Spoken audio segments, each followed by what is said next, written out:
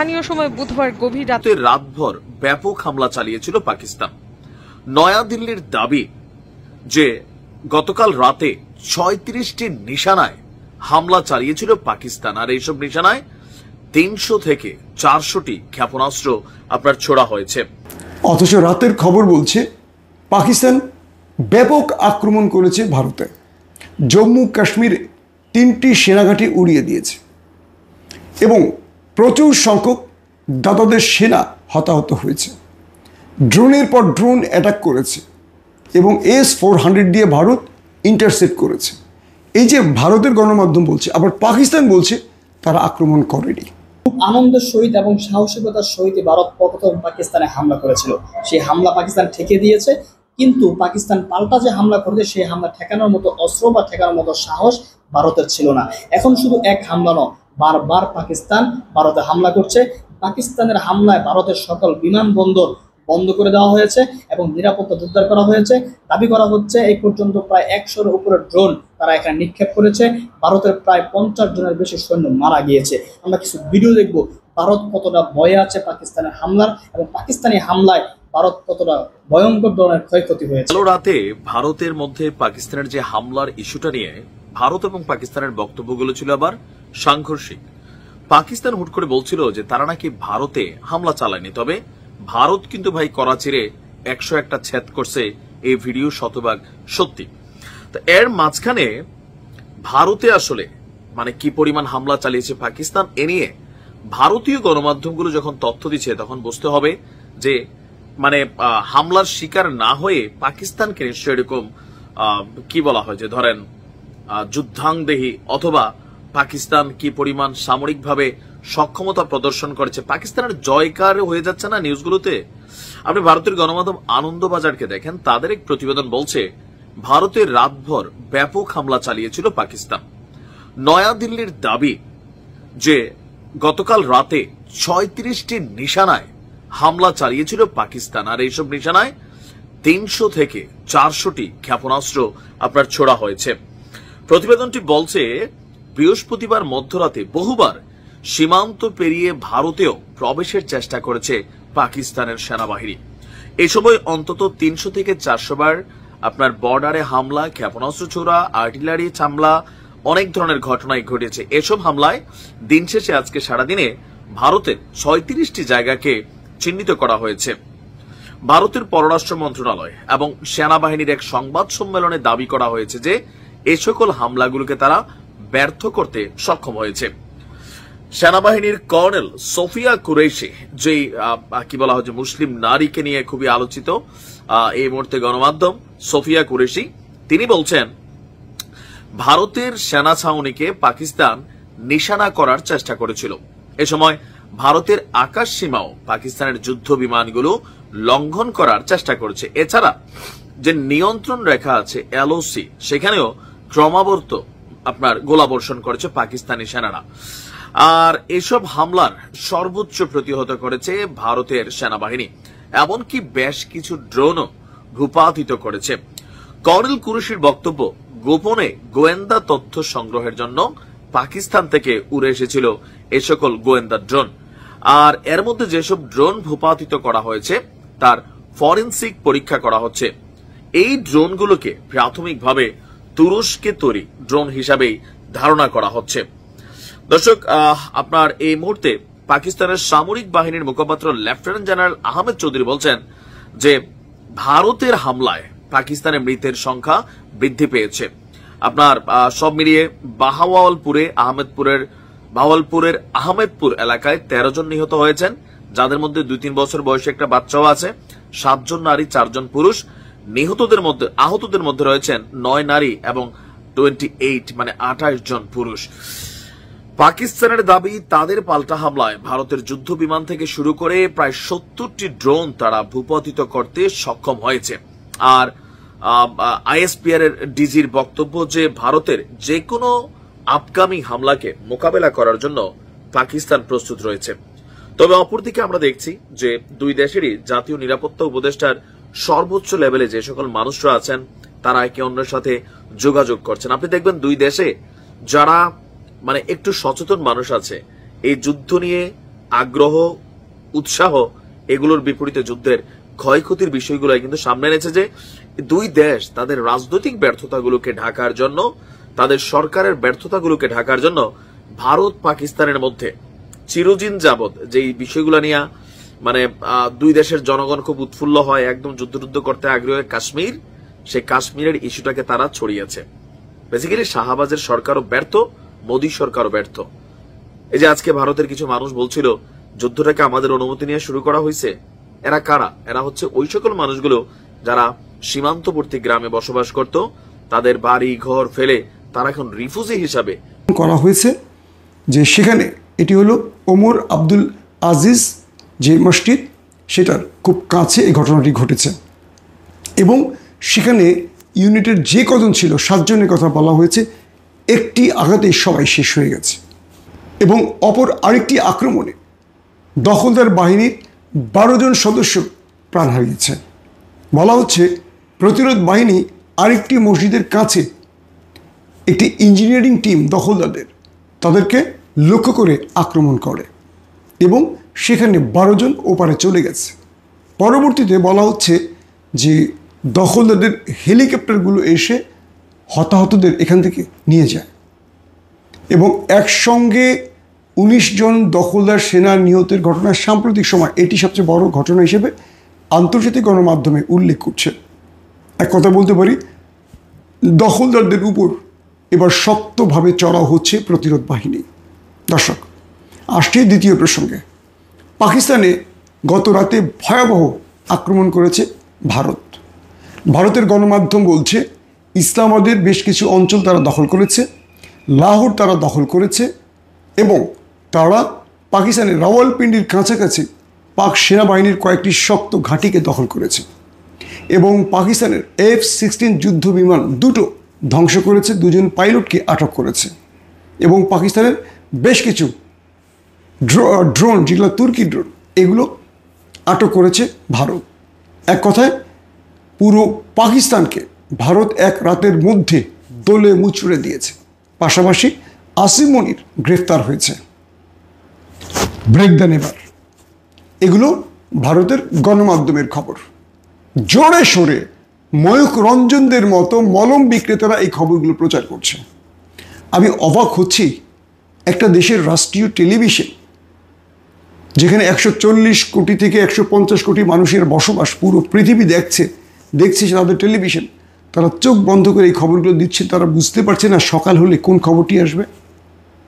সকালবেলার খবর শুনুন, রাতে তো এই খবর প্রচার করেছে ওরা।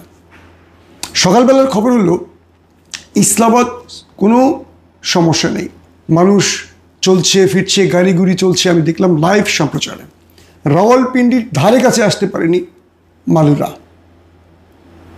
লাহোর বলি, করাচি বলি, কোনো জায়গায় ওপারের দাদাদের একজন সেনা প্রবেশ করতে পারেনি। F-16 এখন পর্যন্ত পাকিস্তান ব্যবহারই করেনি।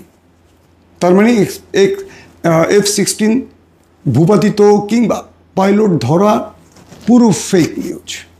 আসিম মনির এখনও সেনাপ্রধান, তাকে নাকি গ্রেফতার করেছে।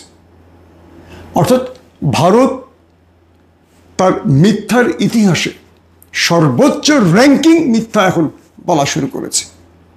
পাকিস্তানের গণমাধ্যমও টুকটাক নিউজের এদিক সেদিক করবে, এটা যুদ্ধকালীন সময় সব দেশ করে থাকে। কিন্তু প্রশ্ন হলো, এরকম বড় বড় মিথ্যাগুলো যেগুলো দিনের আলোতে বা আন্তর্জাতিক গণমাধ্যমগুলোতে উঠে আসবে, তখন ভারতের গণমাধ্যম ভারতীয়দের কাছে কী জবাব দেবে? অথচ রাতের খবর বলছে পাকিস্তান ব্যাপক আক্রমণ করেছে ভারতে। জম্মু কাশ্মীরে 3টি সেনাঘাঁটি উড়িয়ে দিয়েছে এবং প্রচুর সংখ্যক দাদাদের সেনা হতাহত হয়েছে। ড্রোনের পর ড্রোন অ্যাটাক করেছে এবং S-400 দিয়ে ভারত ইন্টারসেপ্ট করেছে। এই যে ভারতের গণমাধ্যম বলছে, আবার পাকিস্তান বলছে তারা আক্রমণ করেনি। এগুলো ভারত অপপ্রচার করছে। এই যে যুদ্ধকালীন সময় এই যে তথ্যগুলো, এগুলো ক্রস চেক করার সুযোগ থাকছে না। ভারতকে নিজেই আক্রমণ করে পাকিস্তানকে দায় দিচ্ছে, নাকি পাকিস্তান কৌশলগত কারণে আমেরিকার চাপে আছে বলে আক্রমণ করেও তারা সেটা প্রকাশ করছে না? ইতিমধ্যে ডোনাল্ড ট্রাম্পের প্রতিনিধি বলছেন আমরা চাই না এই দেশ দুটো যুদ্ধে জড়াক। আতঙ্কের ব্যাপার হলো এই দেশ দুটোর সামনের দিনে পারমাণবিক আক্রমণে চলে যেতে পারে, যেটা বিশ্বের জন্য খুবই ভয়ঙ্কর হবে। আমরা আশা করব তারা সংযত হয় এবং মার্কিন যুক্তরাষ্ট্র কোনো পক্ষে নেই, তারা নিরপেক্ষ অবস্থান। কে বলছে? ডোনাল্ড ট্রাম্পের প্রতিনিধি। তাহলে ভারতের গণমাধ্যমগুলো চোখ বন্ধ করে যে মিথ্যাচার করছে আর দিনের আলোতে পৃথিবীর মানুষ যে সত্যটা দেখছে, তাহলে কি আমরা ভারতের গণমাধ্যমকে আজ থেকে বিশ্বাস করতে পারবো না? একটা বিষয়। 2 নম্বর বিষয় হলো ভারতের ভেতরে পাকিস্তান যে আক্রমণগুলো করেছে এবং পাকিস্তান যেটা স্বীকার করেনি, যদি পাকিস্তান আক্রমণ করেই থাকে কেন স্বীকার করছে না? ধরলাম এটা কৌশল আছে। পাকিস্তান বলছে তারা সেনা বেজকে টার্গেট করবে, মানে সেনাবাহিনীকে টার্গেট করবে, কোনো সিভিলিয়ানকে তারা টার্গেট করবে না। এবং প্রশ্ন উঠতে পারে, পাকিস্তান বলেছে তারা রক্তের বদলা নেবে। যদি কালকে রাতের আক্রমণ পাকিস্তান না করে থাকে, তাহলে পাকিস্তান কখন রক্তের বদলা নেবে? আবার জম্মু কাশ্মীর, শ্রীনগর, পাঠানকোট সহ পাঞ্জাব কিংবা রাজস্থান সহ বিভিন্ন জায়গায় যে হামলাগুলো হয়েছে এবং ভারত যে বলছে এই হামলাগুলো পাকিস্তান করেছে, তাহলে আসলে সঠিক আক্রমণটা কারা করেছে? ভারত যে দাবি করেছে পাকিস্তানের অনেক ড্রোন যুদ্ধ বিমান ধ্বংস করেছে, তার একটি প্রমাণ কেন ভারত আমাদেরকে দেখাতে পারছে না? অতএব একটি বিষয় স্পষ্ট হয়ে গেছে, যুদ্ধটা এখন গণমাধ্যম টু গণমাধ্যমে চলে যাচ্ছে। এই খুশিতে প্রিয় দর্শক, সবাই একবার উচ্চারণ করতে পারি পাকিস্তান জিন্দাবাদ। যদি কারো কষ্ট লাগে, ব্যথা লাগে, অনুগ্রহ করে ক্ষমা করবেন। যখন ভারতে 140 কোটি মানুষের একটি স্বাধীন রাষ্ট্র একটি দুর্বল জাতির উপর একের পর এক নির্যাতন করে, যখন মসজিদগুলোকে ভেঙে ফেলে কেবল সেখানে কোনো মন্দিরের, রাম মন্দিরের উত্থান ঘটাতে চায়, যখন মুসলমানদের ওয়াকফ আইনকে বাতিল করে নিজেরাই পেহেলগাঁওতে কোনো দুর্ঘটনা ঘটিয়ে বিশ্ব রাজনীতিতে ভারত নতুন কোনো ষড়যন্ত্র বাস্তবায়ন করতে চায়, তখন একটি রাষ্ট্রকে দেখলাম শক্ত জবাব দিয়েছে। যখন ফিলিস্তিনে প্রায় 50,000-এর অধিক মানুষকে হত্যা করেছে দখলদাররা, আমরা দেখেছি একমাত্র ইয়েমেন আর ইরান ছাড়া কেউ এগিয়ে আসেনি, যদিও নেপথ্য থেকে সাহায্য করেছিল তুরস্ক, কিন্তু প্রকাশ্যে পারেনি। সবকিছু মিলে আমরা বারবার কি মার খাবো? আমরা কি উত্তর দেব না? এবার দেখলাম আমাদের প্রিয় ভাইরা জবাব দিয়েছে দখলদার বাহিনীকে। পরপর 5টি যুদ্ধ বিমানকে খেয়ে দিয়েছে, Su-30, MiG-29, রাফায়েল। কেবল তাই নয়, মূল্যবান ড্রোন দাদাদের উড়িয়ে দিয়েছে পাকিরা, মানে অর্থাৎ পাকিস্তানের ভাইরা। শুধু সেখানে নয়, বেশ কজন ভারতীয় জওয়ানকে ওপারে পাঠিয়ে দিয়েছে পাকিস্তান। সবকিছু মিলে পাক ভারত লড়াইটা এবার জমে উঠছে। যে ভারত নিজে যুদ্ধ চাপিয়ে দিল রাতের অন্ধকারে, সে ভারত দিনের আলোতে সীমান্ত ছেড়ে পালিয়ে গেল, এমনটি খবর বিভিন্ন গণমাধ্যমে উঠে আসছে। দর্শক, পাকিস্তানের সর্বশেষ পরিস্থিতি, এই যুদ্ধ কোন দিকে যাচ্ছে, পাকিস্তান কিভাবে ভারতকে মোকাবেলা করলো এবং তাদের যুদ্ধ বিমানকে কি করে হজম করে দিল, সকল বিষয়ে ডিটেইল আলোচনা করবেন তুরস্ক থেকে টিআরটি ওয়ার্ল্ডের সিনিয়র সাংবাদিক ওয়ালিদ বিন সিরাজ। অলিদ ভাই, আপনাকে স্বাগত জানাচ্ছি ওপেন দ্য ইউটিউব চ্যানেলে। পাকিস্তানের এই বিজয় কেমন লাগছে আপনার? আসসালামু আলাইকুম মাসুম ভাই, আশা করি ভালো আছেন আপনি এবং আপনার দর্শক শ্রোতারাও ভালো আছেন। আশা করি যারা শুনছেন দেশে থেকে কিংবা দেশের বাইরে থেকে, সবাইকে অনেক অনেক শুভেচ্ছা, ভালোবাসা এবং আসসালামু আলাইকুম। মাসুম ভাই, আপনি আমরা দেখেছি যে গতকালকে রাত্রে, অথবা যদি আমি বলি যে আজকে ভোরবেলা, তাও ভুল হবে না, অর্থাৎ বুধবার দিন রাত্র 1টা থেকে 1:30টার মাঝামাঝি বেশ কিছু হামলা হয়েছে পাকিস্তানের উপরে। এখানে আমাদের দর্শক শ্রোতা এবং যারা এই চ্যানেলের ফলোয়ার রয়েছেন তাদের বোঝার সুবিধার্থে আমি একটু কূটনৈতিক বিষয়টি প্রথমে একটু আনতে চাচ্ছি, তারপর হচ্ছে আইনগত বিষয়টি আনবো। আপনি দেখেছেন মাসুম ভাই, এই যে হামলা হলো পেহেলগামে, ভারতের এটির বিষয়ে কিন্তু আমরা একটি লাইভ করেছিলাম এবং সেখানে আমি বলেছিলাম যে আসলে এই ওয়াকফ আইন বাতিলের মাধ্যমে মুসলমানদের যে সম্পত্তিগুলো রয়েছে এগুলো হাতিয়ে নেওয়ার একটা চক্রান্ত চলছে, এবং এরপরেই হচ্ছে এই পুলওয়ামার ঘটনাটি আমরা দেখতে পেলাম। তো তারপরে হচ্ছে যে কালকে পুলওয়ামার ঘটনার প্রায় 15 দিন পরে কালকে হচ্ছে পাকিস্তানের সার্বভৌম ভূখণ্ডের ভিতরে হচ্ছে বিমান হামলা হয়েছে। এখন কূটনৈতিকভাবে আপনি দেখেছেন যে আমেরিকার রাষ্ট্রপতি ডোনাল্ড ট্রাম্প এটিকে একটি লজ্জাজনক ঘটনা বলে আখ্যা দিয়েছেন এবং তিনি হচ্ছে সাথে সাথেই সাংবাদিকদেরকে প্রশ্নের জবাব দিয়েছেন এই ঘটনাটি হওয়ার ঠিক অল্প কিছুক্ষণের মধ্যে। এর বাইরে জাতিসংঘ থেকে শুরু করে সবাই হচ্ছে সংযম স্থাপনের জন্য উভয় পক্ষকে আহ্বান করছেন। তো এই সংযম স্থাপনের জন্য উভয় পক্ষকে আহ্বান করা এটা একটা রাজনৈতিক স্টেটমেন্ট বা রাজনৈতিক একটি ব্যাখ্যা বলে আমি মনে করি। এর পাশাপাশি দুটি দেশ রয়েছে যারা সরাসরি তাদের অবস্থান ক্লিয়ার করে দিয়েছেন। এর মধ্যে একটি দেশ হচ্ছে ইসরায়েল। তারা বলেছে যে তারা সকল প্রকার শক্তি নিয়ে তারা হচ্ছে ভারতের পাশে অবস্থান করবেন। আবার দ্বিতীয় আরেকটি দেশ হচ্ছে তার অবস্থান ক্লিয়ার করেছেন সরাসরি, সেটি হচ্ছে তুরস্ক। তুরস্ক আপনার মূলত আপনি জানেন যে বিগত বেশ কিছুদিন ধরে পাকিস্তানের যে সামরিক লিডারশিপ রয়েছে, যে সামরিক নেতৃবৃন্দ রয়েছেন, তারা হচ্ছে তুরস্ক সফর করেছেন এবং তুরস্কের বেশ কিছু সামরিক নেতৃবৃন্দ কিন্তু পাকিস্তানে তারা সফর করেছেন রিসেন্টলি। এবং আপনি জানেন যে করাচির যে বন্দরটি রয়েছে সেই বন্দরে তুরস্কের একটি সাবমেরিন ফাইটিং করভেট রয়েছে, যেটি হচ্ছে তুরস্কের নিজস্ব প্রযুক্তি দিয়ে উৎপাদন করা। এবং এই করভেট অর্থাৎ এই যুদ্ধ জাহাজটি হচ্ছে এটির বিশেষত্ব হচ্ছে যে এটি সাবমেরিনের বিরুদ্ধে যুদ্ধ পরিচালনায় বিশেষ পারদর্শী। এর বাইরে এটির মিসাইল বা ক্ষেপণাস্ত্র নিক্ষেপ করার ক্ষমতা বা আকাশ প্রতিরক্ষা ব্যবস্থার ক্ষমতা এগুলো রয়েছে, কিন্তু এটির বিশেষ পারদর্শিতাটা হচ্ছে যে আপনার সাবমেরিনের বিরুদ্ধে লড়াই করা। আচ্ছা, এখন এবার একটু আইনগত দিকটাতে যাই এই হামলার।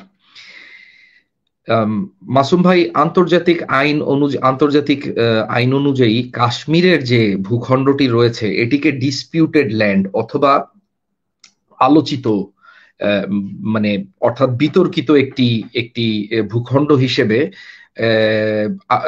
আন্তর্জাতিক আইনে দেখা হয়। অর্থাৎ যে আন্তর্জাতিক সংগঠনগুলো রয়েছে তারা কাশ্মীরের যে ভূখণ্ডটি রয়েছে এটিকে একটি বিতর্কিত বা ডিসপিউটেড ল্যান্ড হিসেবে তারা এটিকে হচ্ছে ধরে নেয়। এখন কালকে যে হামলা হয়েছে এটি কিন্তু কাশ্মীরে বা এলওসি কাছাকাছি কোনো জায়গায় হয়নি। এলওসি হচ্ছে লাইন অফ কন্ট্রোল, যেটি 1972 সালে আপনার প্রতিষ্ঠিত হয়, 72 সালে চুক্তির মাধ্যমে, যে মানে ডিসপিউটেড ল্যান্ডের মাঝামাঝি যে সীমা, অর্থাৎ যে অঞ্চলটি পাকিস্তানের অধীনে থাকবে এবং যে অঞ্চলটি ভারতের অধীনে থাকবে এবং যে অঞ্চলটি পাকিস্তান দ্বারা পরিচালিত হবে, এই দুই অঞ্চলের যে বিভাজন যেই লাইনের মাধ্যমে হচ্ছে এটি হচ্ছে লাইন অফ কন্ট্রোল বলা হয় বা এলওসি বলা হয়। এখন এই যে কালকে বাহাওয়ালপুরে এবং পাঞ্জাবে এই আপনার পাকিস্তান দ্বারা পরিচালিত কাশ্মীরের সাথে এই দুটি অঞ্চলে যেখানে বিমান হামলাগুলো করা হলো, এই অঞ্চলগুলো পাকিস্তানের সার্বভৌম এবং কোনো বিতর্ক নেই এই অঞ্চলগুলোর বিষয়ে যে এগুলো পাকিস্তানের মূল ভূখণ্ডের অংশ। এখন কোন রাষ্ট্র যদি কোনো রাষ্ট্রের মূল ভূখণ্ডতে আক্রমণ করে, যেটি আমরা কালকে দেখেছি ভারত করেছে, তাহলে জাতিসংঘের যে চার্টার রয়েছে এটির আর্টিকেল 51 বলে যে সেই রাষ্ট্রেরও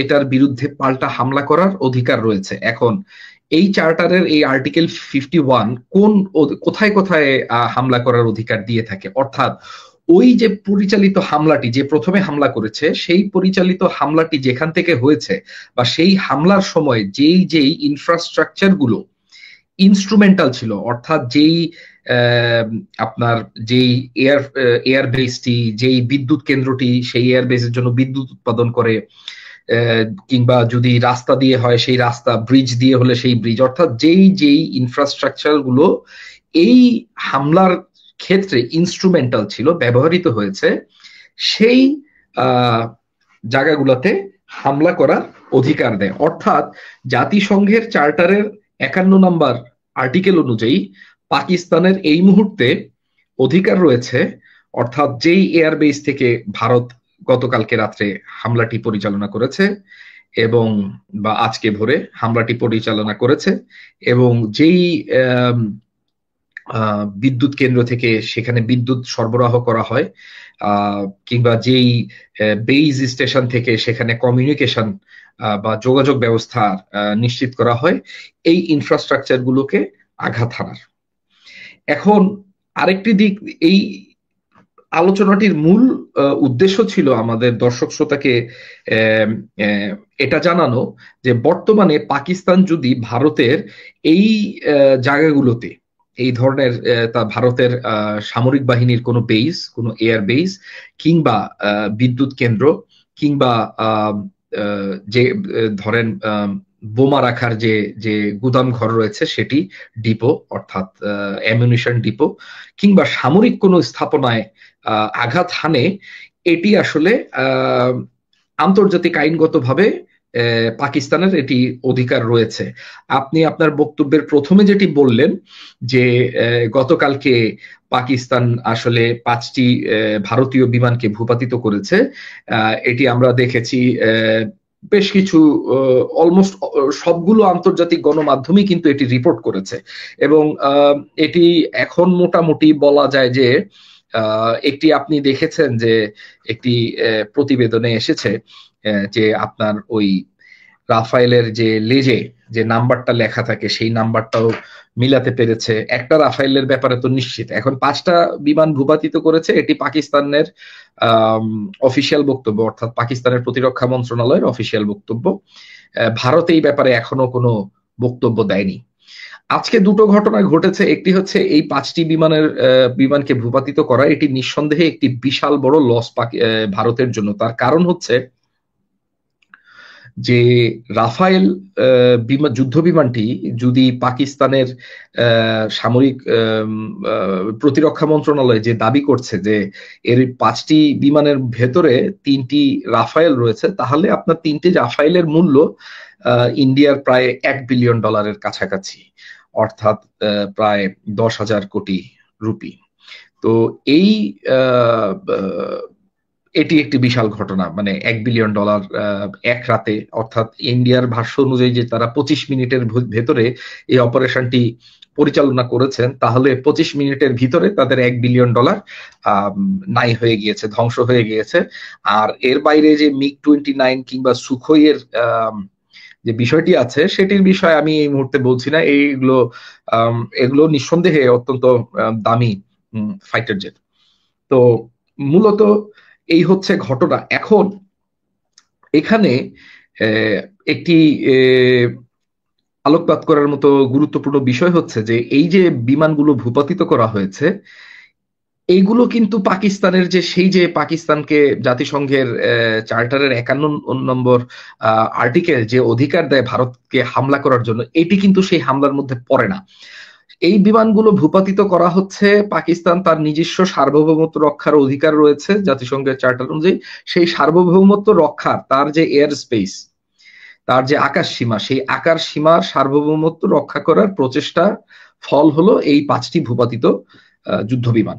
কিন্তু ভারতের মূল ভূখণ্ডে, পাকিস্তানের মূল ভূখণ্ডে গতকালকে আক্রমণ চালাতে যেই ইনফ্রাস্ট্রাকচার গুলো ব্যবহৃত হয়েছে, সেগুলোতে হামলা চালানোর অধিকার যেটি রয়েছে, যেটি পাকিস্তান বলেছে পাকিস্তান এটি করবে, অর্থাৎ পাকিস্তান প্রতিশোধ নিবে, রিটেলিয়েশন, এটাকে বলা হয় ডিপ্লোমেসিতে রিটেলিয়েটরি অ্যাকশন।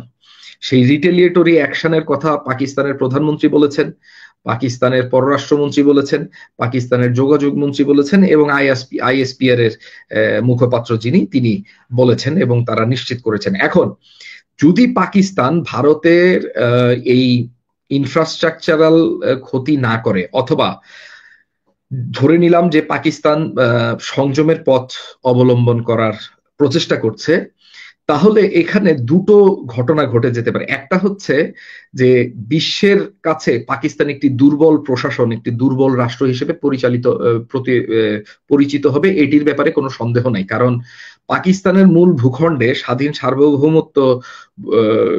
সার্বভৌম ভূখণ্ডে যেহেতু আঘাত হানা হয়েছে, অর্থাৎ এটি পাকিস্তানের সার্বভৌমত্বকে চ্যালেঞ্জ করা।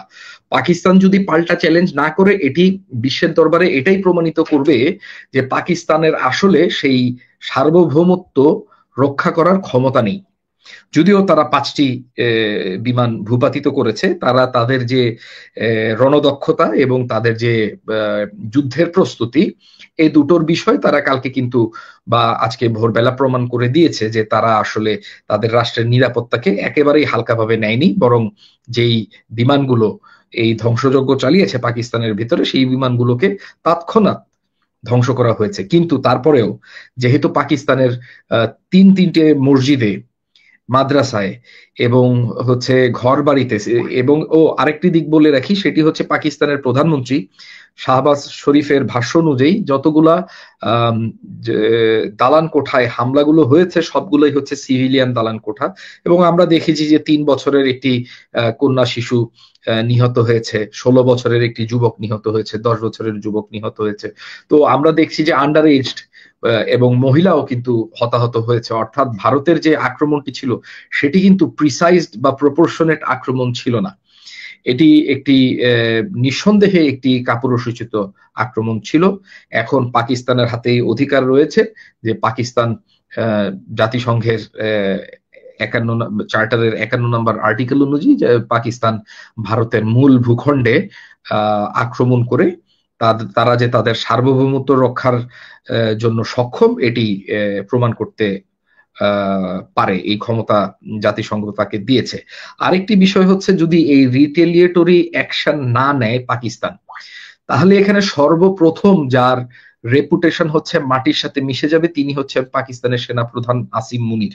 কারণ পাকিস্তানের বেশিরভাগ জনগণই আসলে তার প্রতি বেশ বিরক্ত যে ইমরান খানের বিষয়ে তার যে অবস্থানটি, এটি কিন্তু পাকিস্তানের সাধারণ জনগণ পছন্দ করেনি। কিন্তু তাদের রাষ্ট্রের উপরে এই বহিঃশত্রুর আক্রমণের কারণে জাতিটি কিন্তু এখন একটি কনসলিডেটেড অবস্থায় রয়েছে, অর্থাৎ তারা বেশ ঐক্যবদ্ধভাবে অবস্থান করছে। এখন যে আভ্যন্তরীণ রাজনীতি, সেটির দিকে কিন্তু পাকিস্তানি জাতি এখন সেটি নিয়ে কিন্তু তারা মোটেও ব্যস্ত নয়। তারা এখন এই বহিঃশত্রুর উপর কি করা হবে সেটি নিয়ে ব্যস্ত। আর যদি এটি না করতে পারে, তাহলে পাকিস্তানের জনগণ এটিই বুঝে নিবে যে জেনারেল আসিম মুনির তিনি আসলে ওই ঘরের ভিতরে ওই পিটিআই সাপোর্টারদেরকেই পরাস্ত করতে পারদর্শী, কিন্তু বহিঃশত্রুর আক্রমণ থেকে দেশকে রক্ষা করতে বা আক্রমণ হলে সেটির এগেনস্টে রিটেলিয়েটরি অ্যাকশন নিতে তিনি মোটেও সিদ্ধহস্ত নন। এটি পাকিস্তান জনগণ কিন্তু বলবে, এবং পাকিস্তানের আভ্যন্তরীণ রাজনীতি বেশ গরম হয়ে যাবে এই বিষয়টি নিয়ে। মাসুম ভাই, আমি আজকে দেখলাম যে পাকিস্তানের পার্লামেন্টের পিটিআই যিনি এখন ভারপ্রাপ্ত প্রধান গহর সাহেব, ব্যারিস্টার গহর, তিনি কথা বলেছেন। তিনি স্পষ্ট বলেছেন যে ইমরান খান জেল থেকে বার্তা পাঠিয়েছেন রাজনীতি আলাদা হতে পারে, রাষ্ট্র আমাদের সবার, এবং সবাইকে বলেছেন সেনাবাহিনীর পাশে দাঁড়াতে, শত্রুকে মোকাবেলা করতে। পার্লামেন্ট থেকে পাশাপাশি এটিও বলা হয়েছে যে ইমরান খানকে দ্রুত যদি মুক্তি দেওয়া হয়, তিনি 80% জনগণের নেতা, তিনি পারবেন পুরো জাতিকে ঐক্যবদ্ধ করতে। আপনি যে কথাটি লাস্টে বললেন, আসিফ মুনির সাহেব এখন তার চরিত্রের সবচেয়ে দুর্বল যে জায়গাটি, তিনি পিটিআই বিরোধী যে মনোভাব, সেখান থেকে ফিরবেন নাকি রাষ্ট্রকে একটা ঐক্যবদ্ধ হওয়ার সুযোগ দিবেন, এই বিষয়টি থাকে। অনেক ভাই, আপনি একদম ডিটেল যে তথ্যগুলো দিলেন, আমার মনে হয় এখানে দ্বিতীয় প্রশ্ন থাকে না, কিন্তু গুরুত্বপূর্ণ কয়েকটা প্রশ্ন এখন আছে।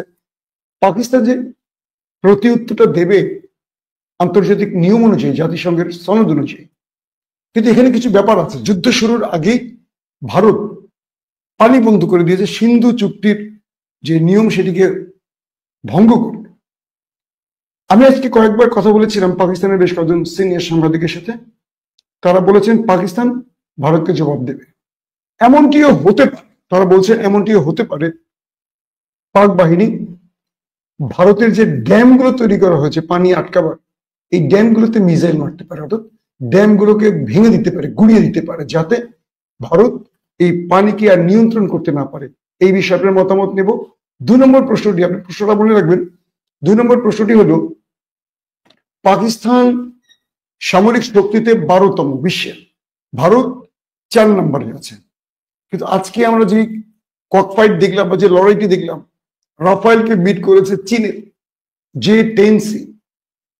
এতে করে চীনের উত্থান, মাঝখান থেকে ফ্রান্সের রাফায়েলের পতন, প্লাস শেয়ার বাজারে আমরা বড় রকম একটা পতন দেখলাম রাফায়েলের।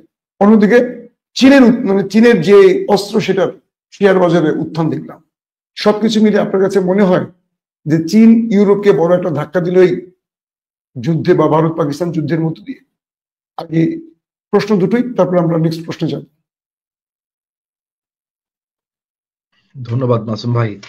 আসলে এই J-10C ফাইটার জেটটি একটি খুবই প্রাইস ইফেক্টিভ সমর যন্ত্র বলতে হবে, কারণ এটির বেশ কিছু বিশেষত্ব রয়েছে। এটি কিন্তু যেই এইসার রেডার সেটি ব্যবহার করে, অর্থাৎ সবচেয়ে অত্যাধুনিক যে রেডার রয়েছে সেটি ব্যবহার করে, এবং এই J-10C থেকে আপনার PL-15 নামক একটি বিয়ন্ড ভিজুয়াল রেঞ্জ আকাশ থেকে আকাশে নিক্ষেপ করা হয় এরকম একটি মিসাইল ছোড়া যায়, যেটির স্পিড প্রায় হচ্ছে শব্দের গতিবেগের চেয়ে 12 গুণ বেশি, এবং এটির রেঞ্জ অর্থাৎ এটির অ্যাক্টিভ দূরত্ব হচ্ছে 300 কিলোমিটার এবং নো স্কেপ রেঞ্জ হচ্ছে এটির প্রায় 100 কিলোমিটার। অর্থাৎ বিমানটি যদি শত্রুর বিমানের ক্ষেপণাস্ত্রটি যদি নিক্ষেপ করার পরে শত্রুর বিমানের 100 কিলোমিটারের কাছাকাছি চলে যেতে পারে, তারপর শত্রু বিমানের এটা থেকে বাঁচার আর কোনো উপায় নাই। অর্থাৎ বেশ এফেক্টিভ একটি এয়ার টু এয়ার মিসাইল, অর্থাৎ যেটি ডগ ফাইটে বা আকাশ থেকে আকাশে নিক্ষেপ করা হয় সাধারণত। অর্থাৎ একটি যুদ্ধ বিমান অপর একটি যুদ্ধ বিমানকে পরাস্ত করার জন্য এই অস্ত্রটি ব্যবহার করা হয়। এখন এরকম একটি অস্ত্র, এরকম ধরেন এটির অল্টারনেটিভ হচ্ছে ইউরোপের ম্যাটিওর মিসাইল রয়েছে, এয়ার টু এয়ার মিসাইল, এবং আমেরিকার এই যে আপনার AIM-RAM 120E মডেল রয়েছে, এগুলো কিন্তু এরকম ইফেক্টিভ এবং দূর থেকে, অর্থাৎ বিয়ন্ড ভিজুয়াল রেঞ্জ মানে পাইলটের দৃশ্যপটের বাইরে রাডার দিয়ে প্লেন ওই শত্রুপক্ষের বিমানকে লক করে এই মিসাইলটি নিক্ষেপ করা যায়। এবং এই মিসাইলটি, এই ক্ষেপণাস্ত্রটি যদি নিক্ষিপ্ত হওয়ার পরে শত্রু বিমানের 100 কিলোমিটারের ভিতরে কোনোভাবে ঢুকে যেতে পারে, তাহলে শত্রু বিমানের রক্ষা পাওয়ার সম্ভাবনা খুবই খুবই ক্ষীণ। এই বৈশিষ্ট্যটি হচ্ছে এই PL-15 এর, এবং আমরা দেখেছি চায়না বেশ প্রচুর পরিমাণ PL-15 হচ্ছে পাকিস্তান বিমান বাহিনীকে দিয়েছে। এবং এই J-10C কিন্তু পাকিস্তান খুব বেশি দিন হয়নি আসলে যে কিনেছে, এর ভিতরে বোধহয় 2টো স্কোয়াড্রন রয়েছে পাকিস্তানের, অর্থাৎ প্রায় 18-36টির কাছাকাছি। আর ভারতের যেটি আরেকটি বিষয় হচ্ছে যে পাকিস্তানের পাইলট যারা রয়েছে তারা আসলে অত্যন্ত প্রশিক্ষিত এবং অত্যন্ত প্রফেশনাল পাইলট। আমার মনে হচ্ছে যে তাদের প্রশিক্ষণও এখানে একটি গুরুত্বপূর্ণ রোল প্লে করেছে। কারণ আমি আপনাকে একটি উদাহরণ দিতে চাই, দুটো বিমান, যুদ্ধ বিমানের মধ্যে দামের পার্থক্য যদি আপনি দেখেন, অর্থাৎ একটা J-10C এটি হচ্ছে আপনার 25 থেকে 30 মিলিয়ন ডলারের মাঝামাঝি, আর ভারত রাফায়েল কিনেছে এক একটি রাফায়েল 300 মিলিয়ন ডলার দিয়ে। অর্থাৎ একটা J-10Cর চেয়ে একটা রাফায়েলের দাম হচ্ছে 10 গুণ বেশি।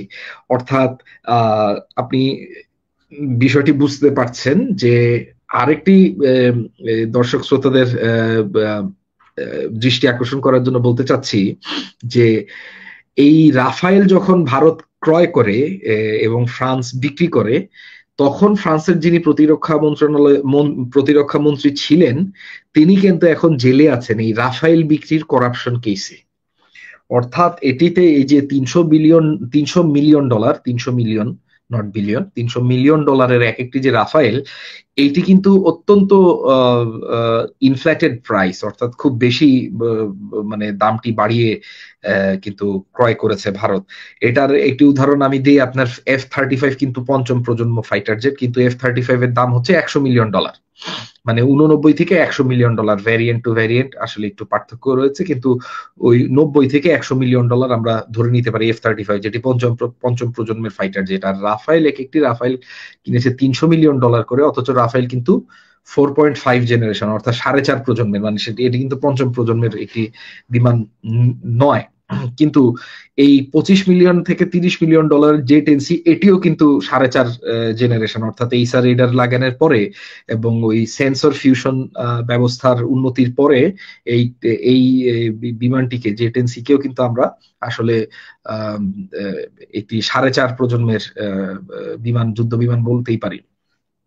এর বাইরে আরেকটি জিনিস রয়েছে, সেটি পাকিস্তানের প্রধানমন্ত্রী শাহবাজ শরীফ, আপনি দেখেছেন আজ থেকে 3-4 দিন আগে যখন এই LOC বরাবর ভারতের রাফায়েল এবং অন্যান্য বিমানগুলো ঘোরাঘুরি করছিল এবং পাকিস্তানের বিমানগুলো তাদেরকে ধাওয়া করলো, ঠিক তার পরপরই শাহবাজ শরীফ, তার পরের দিনই পাকিস্তানের প্রধানমন্ত্রী, তিনি কিন্তু পাকিস্তানের সংসদে যে বলেছেন, পাকিস্তানের পার্লামেন্টে তিনি কিন্তু বলেছেন যে পাকিস্তানের ফাইটার জেট গুলো রাফায়েল গুলোর কমিউনিকেশন সিস্টেমকে ব্লক করে দিয়েছে, অর্থাৎ জ্যাম করে দিয়েছে, যার কারণে রাফায়েল গুলো দিশেহারা হয়ে পালিয়ে যেতে বাধ্য হয়েছে। তো তুরস্কের কিন্তু এই ঘটনাটাকে, অর্থাৎ এই যে তাদের রেডার লক করে দেওয়া, তাদের কমিউনিকেশন সিস্টেম লক করে দেওয়া, এটাকে বলা হয় ইলেকট্রনিক ওয়ারফেয়ার। এই ইলেকট্রনিক ওয়ারফেয়ারে তুরস্কের পারদর্শিতা এবং দক্ষতা অনেক বেশি, এবং তুরস্ক যেহেতু সরাসরি ইসরায়েল যেমন ভারতের পাশে দাঁড়িয়েছে, তুরস্ক কিন্তু সরাসরি পাকিস্তানের পাশে দাঁড়িয়েছে। তুরস্ক কিন্তু এখানে বলেনি যে তুরস্ক হচ্ছে নিরপেক্ষ বা তুরস্ক হচ্ছে রিস্ট্রেইনড, অর্থাৎ সংযম রক্ষা করার জন্য দাওয়াত দিচ্ছে, এটা কিন্তু তুরস্ক বলেনি। উল্টো তুরস্ক কিন্তু বলেছে যে আমরা পাকিস্তান এবং পাকিস্তানের জনগণের পাশে আছি, ছিলাম এবং থাকবো। কাজে তুরস্কের যেই ট্রাফিকটি আমরা দেখেছি, অর্থাৎ তুরস্কের যে সামরিক নেতৃত্ব এবং পাকিস্তানের সামরিক নেতৃত্ব, যে এই দুটি দেশের আপনার রাজধানীর মধ্যে যে ট্রাফিকটি ছিল প্লেনের এবং আসা যাওয়ার, এই ট্রাফিকটি কিন্তু গত এই পুলওয়ামার ঘটনার পর থেকেই বেশ লক্ষ্য করা গিয়েছে। এবং আমি নিশ্চিত নই, তবে আমি নিঃসন্দেহে বলতে পারি যে তুরস্ক প্রযুক্তিগত এবং তাদের যে দক্ষতা রয়েছে, তাদের যে নো হাউ রয়েছে, তাদের যে যুদ্ধের যে জ্ঞান রয়েছে, আপনি জানেন যে বিগত 7-8 বছরে তুরস্ক প্রায় 5টি যুদ্ধে সরাসরি জয়লাভ করেছে। এই কারণে বলতেই পারি যে তুরস্ক কিন্তু পাকিস্তানের পাশে অবশ্যই দাঁড়িয়েছে। মাসুম ভাই, অনিত ভাই, আরেকটা বিষয় একটু জানার খুব জরুরি আমাদের, যে এই মুহূর্তে পাকিস্তান যে সিদ্ধান্ত নিতে যাচ্ছে, আমি লাস্ট আপডেট যেটা পেলাম, তাদের জরুরি বৈঠক শেষ হয়েছে প্রধানমন্ত্রী কার্যালয় থেকে, তারা পাকিস্তানকে এখন ভারতকে জবাব দেবে। ভারত ইতিমধ্যে আন্তর্জাতিক বিশ্বের কাছে দাবি তুলেছে যে তারা ন্যায্য একটা স্ট্রাইক চালিয়েছে। এখন পাকিস্তান যদি ভারতের উপর কোনো আক্রমণ করে, এটা দুদেশের মধ্যে বড় ফ্রেমে যুদ্ধে ছড়িয়ে পড়বে। কিন্তু এই মুহূর্তে আপনি কিন্তু আপনার আলোচনায় বলেছেন, পাকিস্তান যদি জবাব না দেয়, পুরো ভারতের মিডিয়া প্রচার করবে পাকিস্তান ভয় পেয়ে গেছে। যদিও যুদ্ধের প্রথম সিনারিতে এটুকু বোঝা যাচ্ছে ভারত কিছু অর্জন করেনি, কেবল 26 জন নিরীহ মানুষের প্রাণ তারা কেড়ে নিতে পেরেছে, বিনিময়ে তারা বিশাল অঙ্কের অস্ত্র হারিয়েছে। আবার পাকিস্তান কিন্তু শক্ত জবাব দিয়েছে। আমি যেটা শুরুতেই বলেছিলাম, প্রায় 20-এর অধিক তাদেরও লোক মারা গেছে ভারতের, সেখানে তাদের অনেক সেনাও মারা গেছে, কিন্তু তারা এটা প্রকাশ করেনি। কিন্তু কাশ্মীর যেহেতু মুসলিম অধ্যুষিত, সেখানে যেই এয়ারবেজ বলি আমরা, কিংবা তাদের ব্রিগেড হেডকোয়ার্টার, সেখান থেকে কিছু ছবি কিন্তু সোশ্যাল মিডিয়া ইতিমধ্যে এসছে। অনেক সেনাকে পড়ে থাকতে দেখেছি আমরা, ভারতীয় সেনা। এই পরিস্থিতিতে পাকিস্তান যদি সত্যিকার অর্থে একটা বড় জবাব দেয়, একটা বিষয় কিন্তু পাকিস্তানে প্রচারিত আছে, সেটি হলো এই আসিফ মনির কিন্তু কট্টর ভারত বিরোধী। পাকিস্তানের সেনাবাহিনীদের মধ্যে যেই কথাগুলো বলা হয়, এর আগে ছিলেন কামার জাভেদ বাজওয়া একরকম, তার আগে ছিলেন একজন একরকম, কিন্তু আসিফ মনিরকে বলা হয় তিনি ভারত বিরোধী, যদিও তিনি ইমরান বিরোধী কিন্তু ভারতও বিরোধী। আপনার কি মনে হয় আসিফ মনির একটা শক্ত জবাব দিবেন, আর সেই জবাবটা আসলে কি রকম হলে কি হতে পারে? অর্থাৎ ভারতের মূল ভূখণ্ডে বা সামরিক কোনো গুরুত্বপূর্ণ স্থানকে টার্গেট করলে এই এই লড়াইটাকে বড় ফ্রেমের যুদ্ধে ছড়িয়ে পড়বে, নাকি ভারত আন্তর্জাতিক বিশ্ব অর্থাৎ আরব বিশ্বের কাছে কিন্তু ভারত অনুরোধ করেছে, বিশেষ করে সৌদি আরব, কাতার, কুয়েত, আরব আমিরাত, তাদেরকে বলেছে যেন পাকিস্তান আর কোনো প্রতি উত্তর না দেয়, এখানে যেন শেষ করে দেয়। মানে ভারত ভয় পেয়েছে, এটা বোঝা যাচ্ছে। আপনি কি বলবেন?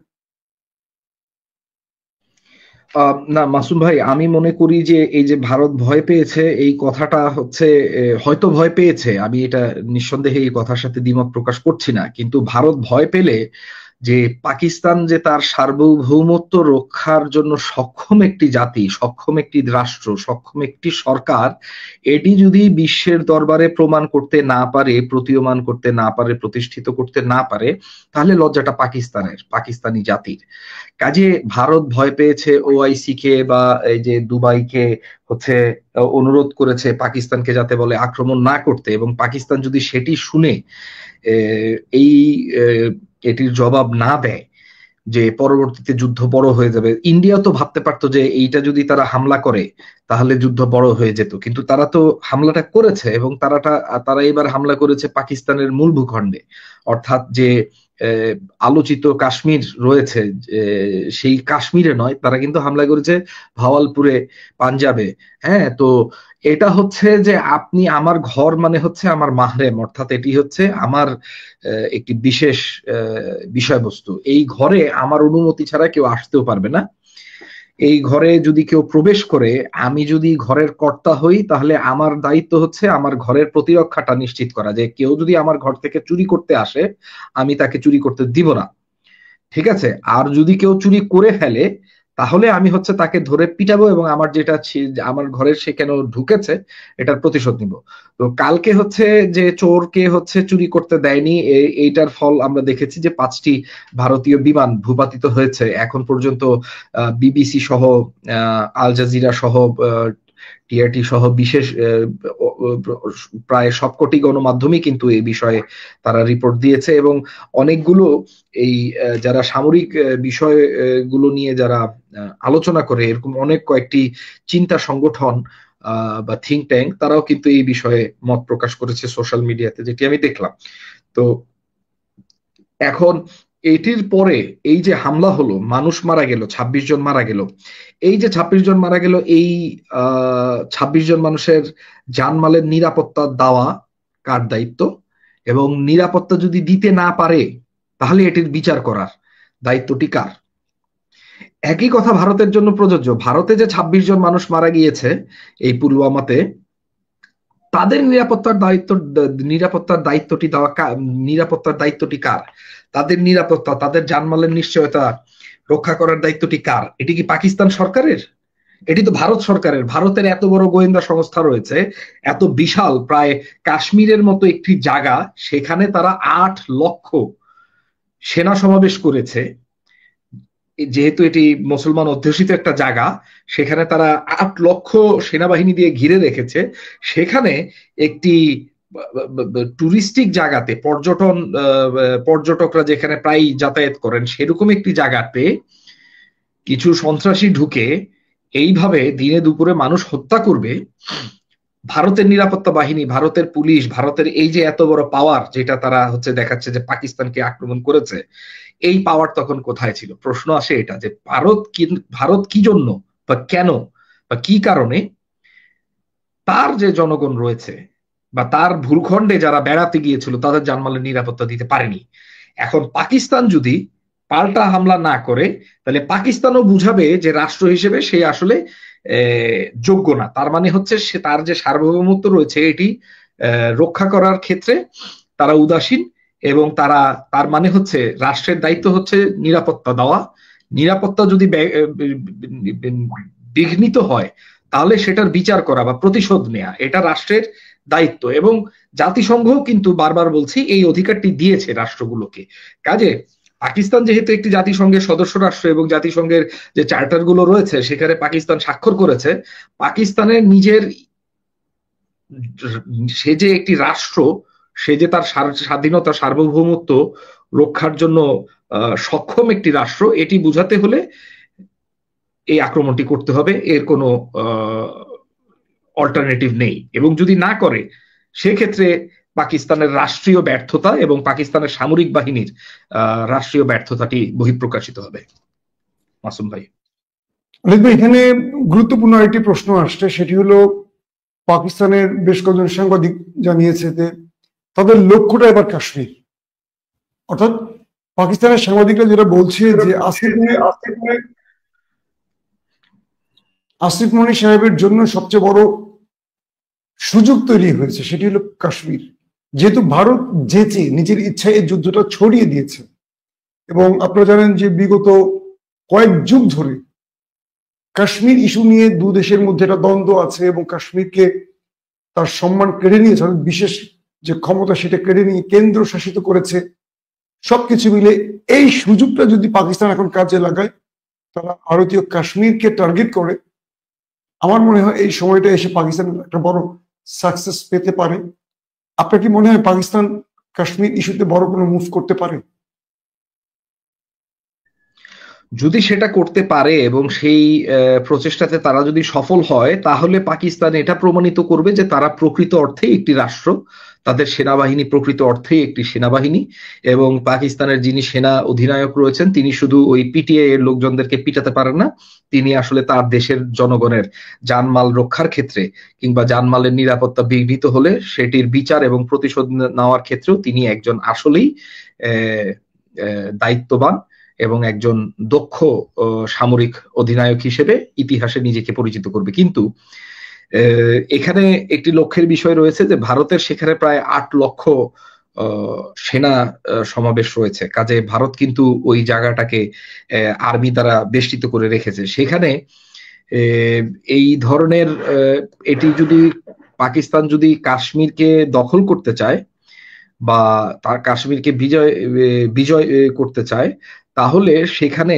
একটি বিশাল যুদ্ধর কিন্তু সূত্রপাত হবে, কারণ এটি কিন্তু ভারতও এভাবে ছেড়ে দিবে না, এবং সেই ক্ষেত্রে দেখা যাবে যে একটি দীর্ঘমেয়াদী যুদ্ধের অবতারণা হয়ে গিয়েছে। মাসুম ভাই,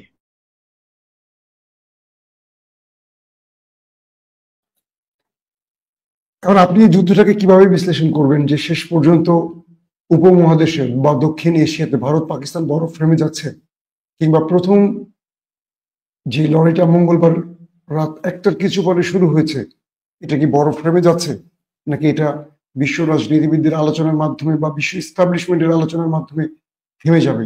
কারণ পাকিস্তান ইতিমধ্যে জানিয়ে দিয়েছে, এখনকার ব্রেকিং খবর হলো এটি, পাকিস্তান জানিয়ে দিয়েছে তার প্রধানমন্ত্রীর সাথে বৈঠকের পর তারা প্রতিউত্তর দেবে এবং শক্ত প্রতিউত্তর দেবে। এখন আপনি কি বলবেন?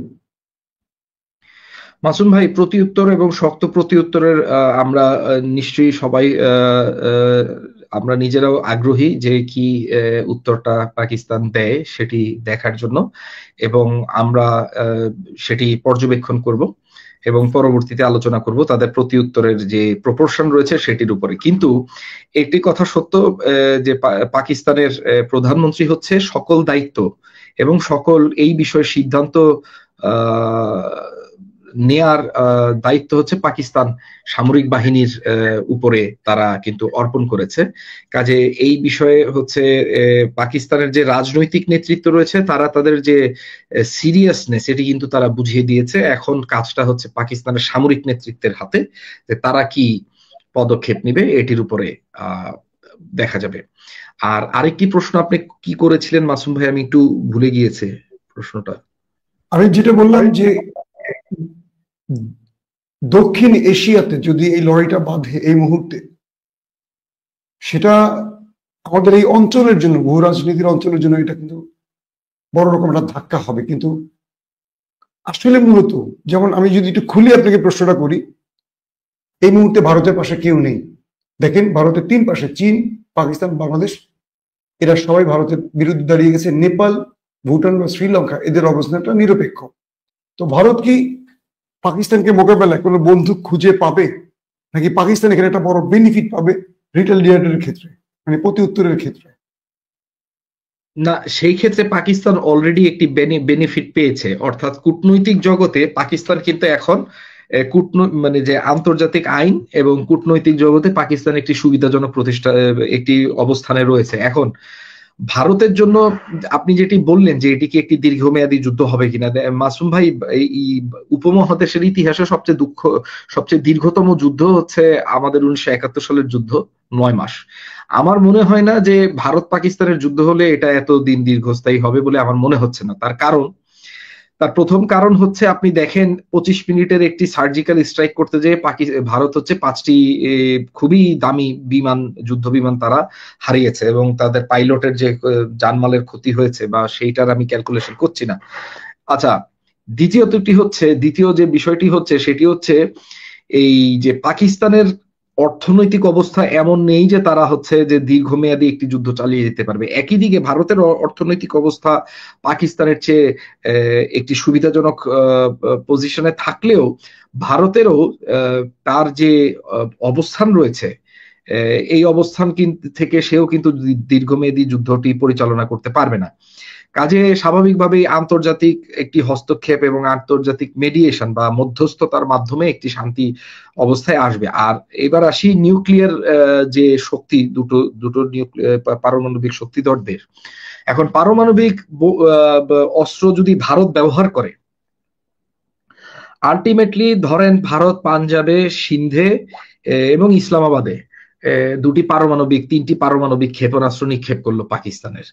আলটিমেটলি এই যে আপনার পারমাণবিক যে মেঘ তৈরি হবে, এই মেঘ ভাসতে ভাসতে গোটা ভারতে যে এই রাসায়নিক এই যে আপনার পারমাণবিক বৃষ্টি তৈরি করতে, যেটি হচ্ছে ভারতের ব্যাপক সংখ্যক মানুষ কিন্তু একেবারে ধ্বংস হয়ে যাবে এই যদি পারমাণবিক বোমা ভারত পাকিস্তানে ব্যবহার করে। কারণ এখানে যে নিউক্লিয়ার ক্লাউড হবে, এই রেডিও অ্যাক্টিভ বা তেজস্ক্রিয় যে এই মেঘগুলো হবে, এগুলো কিন্তু আবার ভাসতে ভাসতে বাতাসে যে ভারতে যে বৃষ্টিপাত হবে, এই তেজস্ক্রিয় বৃষ্টিপাতে ভারতের প্রচুর পরিমাণ মানুষ মারা যাবে, প্রচুর পরিমাণ মানুষ ক্যান্সার হবে, এবং প্রচুর পরিমাণ এই জায়গা আর চাষাবাদের উপযোগী হবে না। এমনকি এই বাংলাদেশের নদী দিয়েও যখন এই পানিটা আসবে, বাংলাদেশেরও কিন্তু একই ধরনের বা কাছাকাছি ধরনের একটি ক্ষতি সাধিত হবে। অর্থাৎ আমাদেরও প্রচুর পরিমাণ মানুষ কিন্তু মরে যাবে, এবং একটা 50 থেকে 60 বছর আমাদের দেশের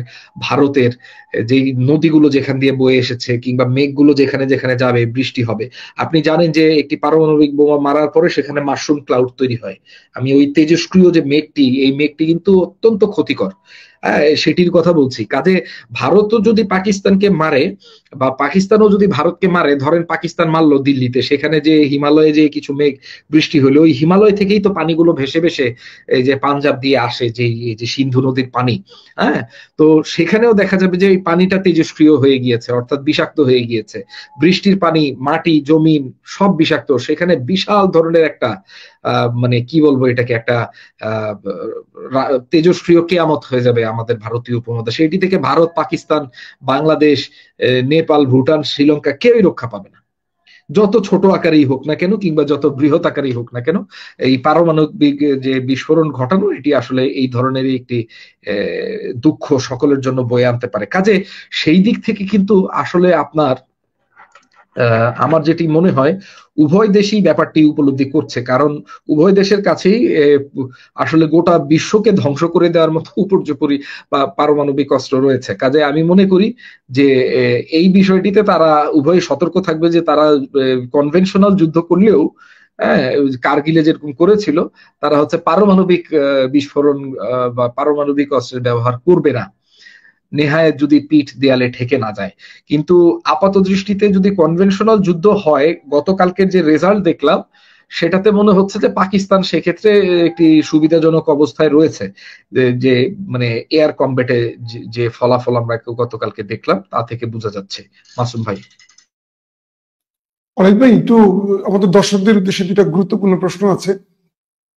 এই যে প্রথম মানে লড়াইটাতে পাকিস্তান একটা বিজয় পেয়ে গেল, ভারত পরাজিত হলো, ভারতের ভান্ডারে কিন্তু অনেক মূল্যবান যুদ্ধ বিমান, আকাশ প্রতিরক্ষা সিস্টেম, অনেক কিছু আছে। আবার পরবর্তী দেখলাম লাইন অফ কন্ট্রোলে পাকিস্তান ভারত কিন্তু ব্যাপক গোলাগুলি করেছে গতকালকে থেকে আজকে পর্যন্ত। ভারতের প্রচুর চেকপোস্ট উড়ে গেছে। ভারতরা বাধ্য হয়ে কি করছে জানেন? পাকিস্তানের গোলা বর্ষণের তোপের মুখে পড়ে তারা সাদা পতাকা উড়িয়ে দিয়েছে সীমান্তের কাছে। বহু ভারতীয়রা সীমান্ত ছেড়ে পালিয়ে গেছে, লাইন অফ কন্ট্রোল ছেড়ে পালিয়ে গেছে। তো এই যে অবস্থাটা আমরা দেখলাম এক প্রথম দিনে, তো এইটার বেনিফিট তো পাকিস্তান নেবে। তারা তো কাশ্মীর ঢুকুক বা আরো ভিতরে ঢুকুক, একটা বেনিফিট নেবে, যেহেতু ভারত কিন্তু ডিমোরালাইজ হয়ে গেছে। ভারতের সেনারা কিন্তু প্রথম দিনই এত বড় ক্ষয়ক্ষতির মুখে তারা বড় একটা মানসিক চাপে পড়ে গেছে, আর যেখানে মানসিক ভাবে সুবিধাজনক অবস্থানে পাকিস্তান। তো পাকিস্তান তো একটু অ্যাগ্রেসিভ হবে, এটা বোঝা যাচ্ছে ভারতের বিরুদ্ধে। দ্বিতীয় যে বিষয়টি হলো, এই মুহূর্তে যদি লড়াইটা আসলে বেঁধে যায়, ভারতের পক্ষে কারা দাঁড়াবে, পাকিস্তানের পক্ষে কারা দাঁড়াবে? পাকিস্তানের পক্ষে আমরা আজারবাইজান, তুরস্ক, চীনকে দেখতে পাচ্ছি। তুরস্ক ইতিমধ্যে 6 থেকে 7টি কার্গো বিমান ভর্তি অস্ত্র পাঠিয়েছে, তাদের ওয়ারশিপ পাঠিয়েছে। সবকিছু মিলে সাগরে, স্থলে, আকাশে এই দুই দেশের লড়াইটা আসলে কেমন হবে এবং কে এক্সট্রা বেনিফিট পাবে কার কাছে, বা কার ঝুলিতে বেশি আধুনিক অস্ত্র আছে, এই বিশ্লেষণটা দিয়ে আমরা শেষ করবো। মাসুম ভাই, আপনি একটি প্রশ্ন করেছেন যেটি আসলে উত্তরটাও দীর্ঘ, কিন্তু আমি সংক্ষেপে বলার চেষ্টা করছি। যুদ্ধের ফলাফল আসলে শুধু যে আধুনিক অস্ত্র দিয়ে নির্ণয় হয় তা কিন্তু বলা যায় না। আমরা দেখেছি যে হ্যাঁ, ভারতের কাছেও অনেক আধুনিক অস্ত্র রয়েছে, পাকিস্তানের কাছেও অনেক আধুনিক অস্ত্র রয়েছে, কিন্তু পাকিস্তানের যে রাষ্ট্রীয় অস্ত্রের কারখানাগুলো রয়েছে তারা কিন্তু তুলনামূলকভাবে ভারতের চেয়ে আরো প্রযুক্তিগত দিক থেকে উন্নত এবং আর একটু বেটার কোয়ালিটির অস্ত্রশস্ত্র বানিয়ে থাকে। এটি আবার পাকিস্তান কিছু কিছু টেকনোলজি চীনের কাছ থেকে কিংবা অন্যান্য তার যে বন্ধু রাষ্ট্র রয়েছে যেমন তুরস্ক, তাদের কাছ থেকে কিনে সেটাকে মডিফাই করেও ব্যবহার করে থাকে। ভারতের এই যুদ্ধের যে প্রযুক্তিগত দিক বা মানে যেই সমরাস্ত্র উৎপাদন ক্ষেত্র ভারতের, সেটি কিন্তু সেই রকম ভাবে উন্নত নয়, যার কারণে এই যুদ্ধ যদি শুরু হয় লজিস্টিক্স এর দিক থেকে পাকিস্তান সুবিধা পাবে। কিন্তু হ্যাঁ, সেখানে দেখা যাচ্ছে যে অস্ত্রের সরবরাহের ব্যাপারে বলছি, রাশিয়া ভারতের পাশে থাকবে। আমেরিকা ভারতের পাশে সেভাবে থাকবে না, কারণ আমেরিকার যে সমরাস্ত্রের যে মূল্য রয়েছে, যে দাম রয়েছে, সেটি অত্যন্ত ব্যয়বহুল এবং সেটি ভারত কতটুকু বহন করে এই যুদ্ধ কন্টিনিউ করতে পারবে সেটি আমার বোধগম্য নয়। কাজে স্বাভাবিকভাবে রাশিয়া ভারতের পাশে এসে দাঁড়াবে এবং ভারত কিন্তু রাশিয়া থেকে এই যে তার যে অ্যামুনিশন এবং লজিস্টিক্স এগুলো খরিদ করবে। কিন্তু পাকিস্তানের পাশে আবার এই যার আসলে মানে পৃথিবীর, আমি মনে করি বর্তমানে আমেরিকার পরে সর্ববৃহৎ সমরাস্ত্র উৎপাদন যে ব্যবস্থাপনা রয়েছে এটি হচ্ছে চীনের। এবং চীন